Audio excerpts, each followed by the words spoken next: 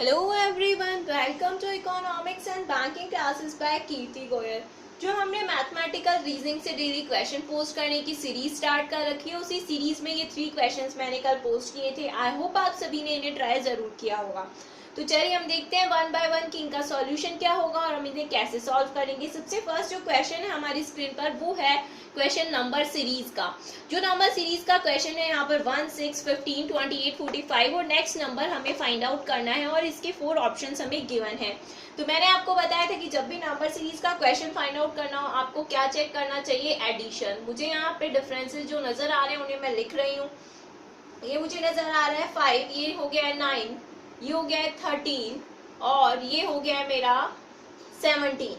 अब क्या आपको इसके अंदर कोई पैटर्न नजर आ रहा है? इसका पैटर्न चेक करने के लिए मैंने देखा कि यहाँ पर 4 का डिफरेंस है, यहाँ पर भी 4 का डिफरेंस है, यहाँ पर भी 4 का डिफरेंस है। यानी कि यहाँ पर क्या है, 4 का डिफरेंस सब जगह आ रहा है, तो यहाँ पर भी क्या आना चाहिए, 4 का डिफरेंस आएगा। और यहाँ पर अगर 4 का डिफरेंस आता है तो ये कितना हो जाता है, 21। और अगर मैं 21 को 45 में ऐड कर देती हूँ तो ये क्या आ जाता है मेरा 66। और मेरा ऑप्शन नंबर 4 करेक्ट हो जाता है इस पर्टिकुलर क्वेश्चन के लिए। आई होप आपको ये क्वेश्चन बहुत ही इजीली समझ आ गया होगा, काफी इजी क्वेश्चन था।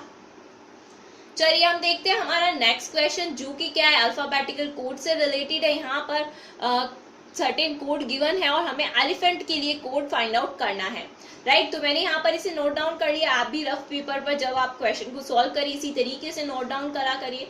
अच्छा, एक चीज, जब भी इस तरीके के अल्फाबेटिकल कोड से रिलेटेड कोई भी क्वेश्चन हो और वहां पर जो वर्ड है उसके अंदर जो अल्फाबेट्स हैं वो 8, 10 कुछ इस तरीके के नंबर से हो, तो सबसे पहला काम जो आपको करना चाहिए उस हर अल्फाबेट वर्ड के साथ में वो ये है कि उस वर्ड को जस्ट हाफ के अंदर डिवाइड कर देना चाहिए। आपने कुछ नहीं देखना होता, क्या करना होता है, सबसे पहले ही उस नंबर को हाफ में डिवाइड कर कर ही उसके बारे में आगे सोचना होता है। इससे क्या होता है, इससे जो होता है वो आपको अभी थोड़ी देर में पता चल जाएगा। तो यहाँ पर मेरे पास में है, अब यहाँ पर मैं देखती हूँ कि यहाँ पर क्या रिलेशन बन रहा है। तो सबसे पहले मैं चेक कर रही हूँ कि एडिशन से कुछ या सब्ट्रैक्शन से कुछ। तो मुझे नजर आ रहा है कि पहली बार क्या है, ये नेगेटिव हो रहा है, -1, ठीक है, मैंने लिख लिया। नेक्स्ट जो मैं एलिमेंट देखती हूँ तो यहाँ पर क्या हो रहा है, ये मेरा 15 है, ओ क्या है 15 है, और ये क्या है 23 है। तो यहाँ पर ये क्या हो रहा है, 8 ऐड हो रहा है।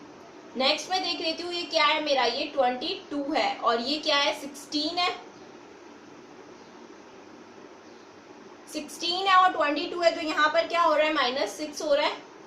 तो यहाँ पर तो मुझे कोई सीरीज समझ में नहीं आ रही है कि पहले -1 था, फिर 8 हो गया, फिर -6 हो गया, प्लस माइनस तो ठीक है, पर कोई सीरीज समझ नहीं आ रही है। चलिए एक और देख लेती हूँ, 1 और यहाँ पर ये कितना होता है, D4 होता है, तो ये कितना हो गया, -3 हो गया है। यहाँ तो अब बिल्कुल ही खत्म हो गई है सीरीज के लिए पॉसिबिलिटी, सॉरी +3 हो गया। सीरीज के लिए पॉसिबिलिटी बिल्कुल खत्म हो चुकी है। यहाँ पर मुझे कोई यहाँ पर रिलेशन नजर नहीं आ रहा है। यहाँ पर 8 का डिफरेंस है, यहाँ पर कितना है, 2 का हो गया है, फिर यहाँ 3 का हो गया है, तो ये कोई रिलेशन नहीं है। तो मुझे पता चल गया कि ये इस तरीके की सीरीज तो नहीं है।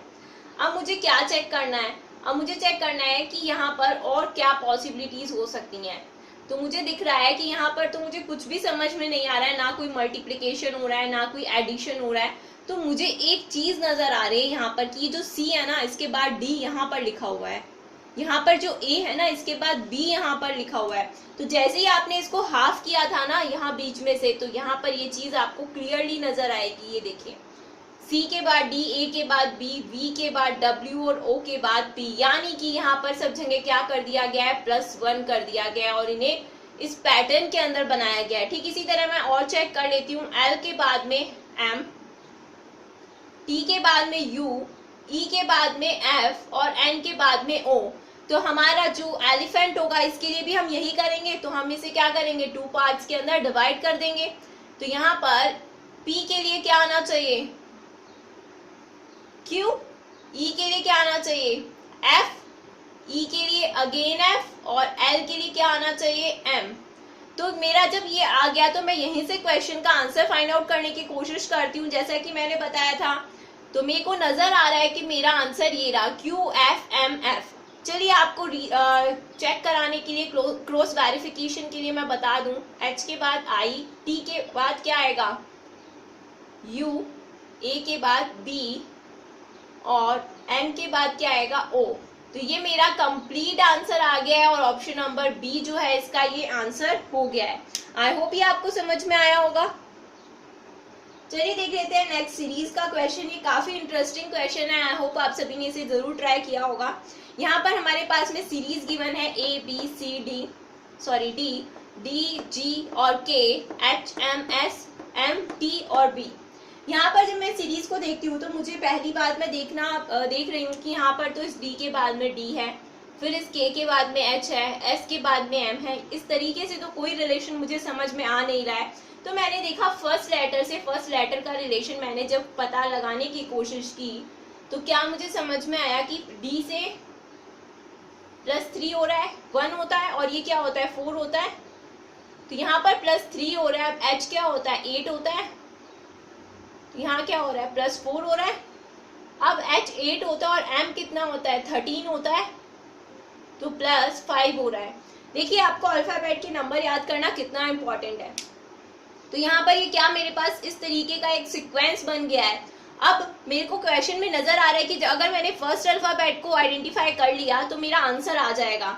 तो अगर मैं इसी सीरीज को कंटिन्यू कर देती हूँ और मैंने ये देखा कि यहाँ पर क्या होना चाहिए +6 होना चाहिए, और 13 + 6 अगर मैं करूंगी तो 19 आएगा, और 19 किसका है S का है, तो मेरा आंसर आ जाता है। लेकिन फिर भी मैं इसे क्रॉस चेक करूंगी, एक और अल्फाबेट को आइडेंटिफाई करूंगी, मैं सेकंड से सेकंड का रिलेशन भी देखूंगी। B के बाद में क्या है G है, B कितना होता है 2 होता है, G 7 होता है। तो यहाँ पर कितने का एडिशन हो रहा है इनके बीच में 5 का। G हमारा 7 है, M कितना होता है 13 होता है, तो 7 और 13 के बीच में कितने का एडिशन हो रहा है +6 का हो रहा है। ठीक इसी तरीके से M 13 है और T 20 है हमारा, तो यहाँ पर कितना एडिशन हो रहा है 7 का हो रहा है। तो मैंने ये देखा कि सेकंड के अंदर भी इसी तरह का रिलेशन चल रहा है, तो मैं यहाँ से क्या करूंगी +8 का एडिशन होना चाहिए मेरे सेकंड अल्फाबेट में, +8 का एडिशन होना चाहिए। तो मेरा 20 था तो 28, यानी कि 26 लेस कर दूंगी मैं 28 में से, कितना हो गया है 2 हो गया है। तो यानी कि मेरा सेकंड अल्फाबेट क्या आएगा B आएगा। अब तो मुझे कंफर्म ही हो गया है कि मेरा ऑप्शन नंबर A करेक्ट हो जाता है। और यहाँ पर जो थर्ड है इसके अंदर भी यही रिलेशन है। मैं यहाँ पर इस तरीके से रिलेशन देख सकती हूँ 4 और 11 का मैंने देखा, फिर यहाँ पर 19 है, यहाँ पर क्या है 2 है। तो इसी तरीके से ये वाला रिलेशन भी चल रहा है। इसी तरीके से हमारे तीनों अल्फाबेट्स कंप्लीट हो जाते हैं। तो आई होप आज के तीनों क्वेश्चन आपको अच्छे से समझ में आए हैं। इसी तरीके से आप प्रैक्टिस करते रहिए और मैं आपके लिए क्वेश्चंस को लेकर आती रहूंगी। So keep practising. Thank you.